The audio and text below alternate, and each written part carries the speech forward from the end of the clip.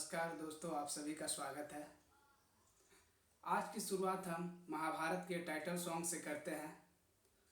इसके बाद हम महाभारत के 14वें एपिसोड की चर्चा करेंगे।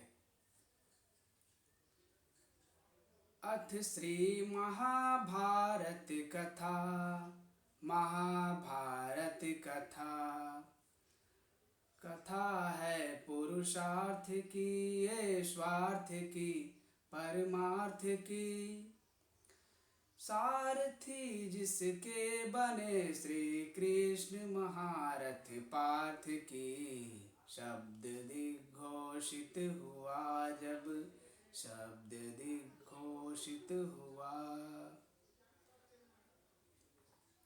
यदा यदा हि धर्मस्य ग्लानिर्भवति भारत। अभ्युत्थानं धम्मस्य तदात्मनं सृजाम्यहम्। परित्राणाय साधूनां विनाशाय च दुष्कृतां। धम्म स्थापनार्थाय संभवामि युगे युगे, संभवामि युगे युगे। अब देखते हैं आगे की कहानी। भीम और दुर्योधन के बीच हुई घटना की सारी जानकारी विदुर के पास पहुंच जाती है। फिर विदुर सारी बातों को भीष्म को बता देते हैं। तब भीष्म कहते हैं, दुर्योधन तो धृतराष्ट्र का हस्ताक्षर है जिसे नहीं मिटाया जा सकता है, अर्थात मैं विवश हूँ, कहने योग्य नहीं हूँ। धृतराष्ट्र इन बातों को जानने के बाद कहते हैं कि हमें पूरी तरह से दुर्योधन को गलत नहीं ठहरा सकते। और धृतराष्ट्र गांधारी से कहते हैं कि मुझे चिंता सताती रहती है कि आगे हस्तिनापुर का युवराज कौन होगा। तब गांधारी कहती है कि युधिष्ठिर सबसे बड़ा है और सभी कामों में निपुण है, इसलिए युधिष्ठिर को ही हस्तिनापुर का युवराज बनना चाहिए।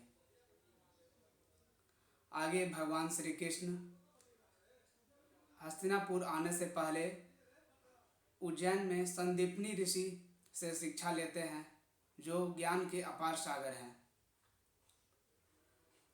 एक बार जब कौरव और पांडव आपस में खेल रहे होते हैं, तब इनकी गेंद कुएं में चली जाती है। पीछे से गुरु द्रोणाचार्य आकर कहते हैं कि तुम एक गेंद नहीं संभाल सकते तो संपूर्ण भूमंडल कैसे संभालोगे।